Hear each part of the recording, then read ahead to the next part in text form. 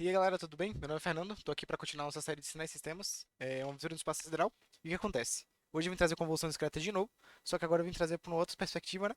E vai ser uma perspectiva de análise de intervalos, né? Você fazer uma convolução discreta por análise de intervalos. Isso é bom por quê?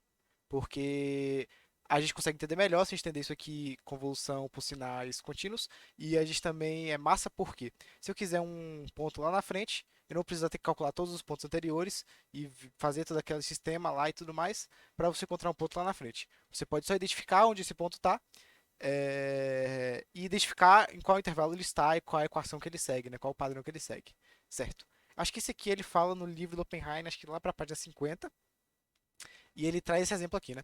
O exemplo de x de n, que é um degrau limitado de 0 a 4, e o exemplo de h de n, que é uma exponencial discreta limitada de 0 a 6. E aí você faz a conversão desses dois, né? A gente viu no vídeo anteriormente, que eu vou deixar na descrição o link, a gente vai pegar esse HDN e projetar ele de 0 a 4 no novo sinal, né? Multiplicando as magnitudes do novo sinal. No caso, a magnitude é 1, então eu não preciso me preocupar muito com isso, né? Se a gente pegar isso aqui e projetar ele, a gente tem aqui HDN, HDN-1, HDN-2, -3 e -4. Se a gente fosse fazer do jeito que a gente fez no outro vídeo, era simples. Era só a gente pegar esses pontos aqui, somar e obter o novo sinal convoluído. Só que não é isso que a gente quer agora, não no momento, né? Porque aqui não tem problema, é um sinal pequeno, mas se fosse um sinal grande, a gente ia ter que fazer muita coisa, né? É... Uma parte interessante também é que as equações que você pode montar, você pode utilizar algumas propriedades, às vezes de somatório ou algo do gênero, para conseguir desempenho, se você tiver um PC ou algo do gênero, um algoritmo, né? Fechou. Você percebe aqui que quando a gente faz assim, a gente consegue perceber alguns intervalos que seguem alguns padrões, né? Por exemplo, de 0 a 4. De 0 a 4 segue algum padrão. Por quê? De 0 a 4 é justamente onde estão sendo gerados novos sinais de impulsos, né? Depois de 0 a 4, vão existir sinais? Vão. Mas vão ser resquícios dos sinais gerados de 0 a 4, né? Então, você consegue ver que, por exemplo, para o sinal 0, para esse aqui, o resultado da convolução vai ser a elevado a zero mais zero, mais zero, mais zero, mais zero, mais zero, porque só tem esse sinal aqui por enquanto, né? Mas agora pro outro, né? Pro número um aqui. Pro número um, você tem que o resultado vai ser a elevado a um mais a elevado a zero mais zero, mais zero, mais zero, mais zero, mais zero. E aqui vai ser a elevado a 2 mais a elevado a um mais a elevado a zero. Então você percebe um padrão. E esse padrão vai perdurar de 0 a 4, né? Qual é esse padrão? O ponto que eu quero, n, y de n, né, no caso, vai ser de 0 a n, a elevado a n. Então, se eu tenho zero, se eu quero y de zero, eu coloco o zero aqui, né? O zero aqui, e vai ser a elevado a n, somatório de a elevado a n, pronto, acabou. Se eu quero 1, então o 1 vai ser a elevado a zero mais a elevado a 1.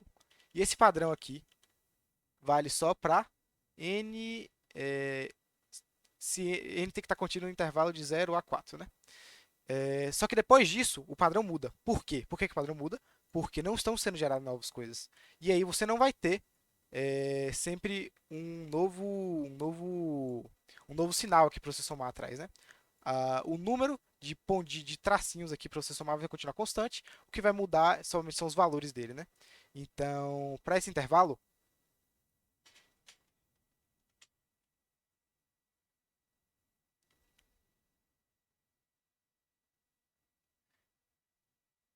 vai ser o somatório de 0 a 4. Só que agora você vai ter que ter de AN mais K, né? De N mais K. Porque você vai ter agora a mesma quantidade de pontos, você não vai aumentar a quantidade de pontos, só que o que vai mudar são os valores dele, né? Então você percebe aqui que no por exemplo, no 5 vai ser a elevado a 5 mais a elevado a 4 mais a elevado a 3 mais a elevado a 2 mais a elevado a 1. Você vê aqui que faltou o zero, né? Porque o zero era para estar aqui, só que não tem um novo sinal sendo gerado. Então, você vai ter de 1 a k. Oh, errei. Aqui é a elevado a menos k, né? Menos k. Porque você vai de 5 até 1, né? E aqui você vai ter a mesma coisa. A elevado a 6, a elevado a 5, a elevado a 4, a elevado a 3 e a elevado a 2. Você vê que faltou 1, porque era para ter 1 aqui, novo sinal gerado. Só que não tem, porque os sinais pararam de ser gerados, né? Então, aqui você tem outro intervalo. Só que agora, no próximo intervalo, você vai ver que é justamente quando de 6 para cima, né? Porque você percebe que o primeiro sinal gerado aqui no 1 vai estar acabando. E quando ele acaba, não tem mais. Tipo, você está diminuindo pontos. A cada tempo que se passa, você está diminuindo um tracinho, porque o sinal projetado acabou. Então você vai ter um novo intervalo aqui, que vai ser de yn. Aí você vai ver que você tem que contar de cima para baixo, né?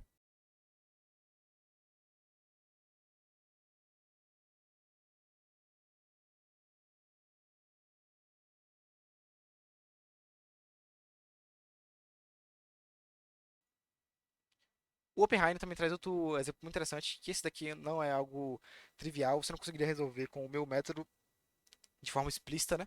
De forma para fazer a completude inteira. Você percebe que você tem um x de n, que é um degrau invertido, ou seja, ele só é válido de zero até menos infinito, diferentemente do degrau normal, e ele é multiplicado por 2 elevado a n. Só que como n é sempre negativo, né, que é de zero até menos infinito, você vai ter sempre um valor que se aproxima cada vez mais de zero, né? Um valor menor, menor, menor, menor, menor e menor. Aqui você tem a representação, né, x de n, e aqui é a representação de h de n, que é o degrau normal. Para você pensar na convolução disso aqui, você tem que pensar lá em menos infinito, bem na esquerda. Você ia ter que começar a projetar, né, os seus h de n multiplicados pelo 2 elevado a menos infinito. Só que isso não é algo exatamente possível, né? Então, nesse intervalo de zero até menos infinito, a gente teria o somatório de. Começaria em menos infinito e ia até n, né?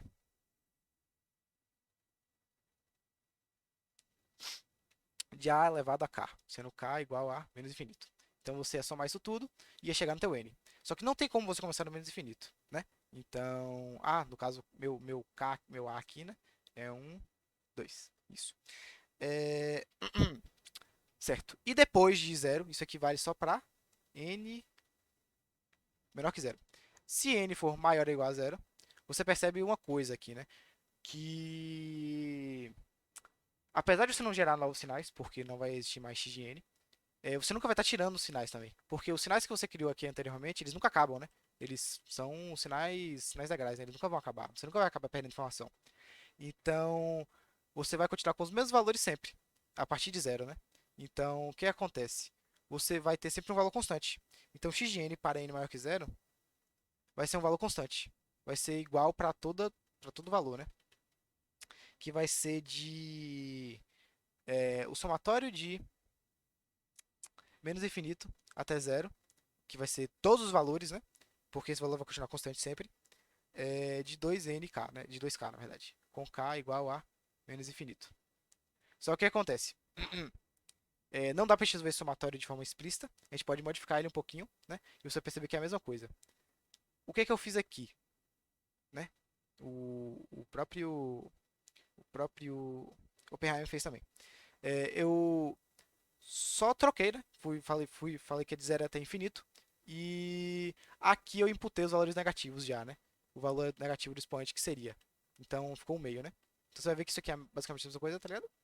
E aqui fica massa, porque a gente tem a propriedade somatória que diz que se um somatório a elevado a k começando em zero e tendendo ao infinito, e a estiver entre zero e 1, isso aqui é convergente, né? Se a estiver entre zero e 1, né?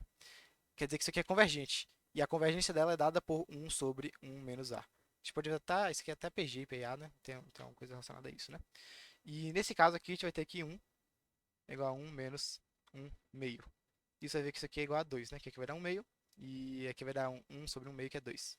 Então, a partir de zero, 1. Então, y de n é igual a 2 para n maior que zero.